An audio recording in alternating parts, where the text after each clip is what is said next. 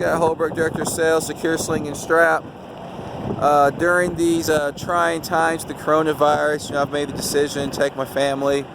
We're going to head out east, social distance. We're actually at a rest stop here in New Mexico, and I'm just really happy to see that truckers, tankers, they're all still on the road.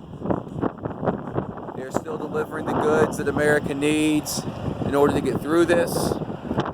Teaching my two little girls about the transportation industry, teaching them about the supply chain, and what really keeps America's economy running, which are these guys right here.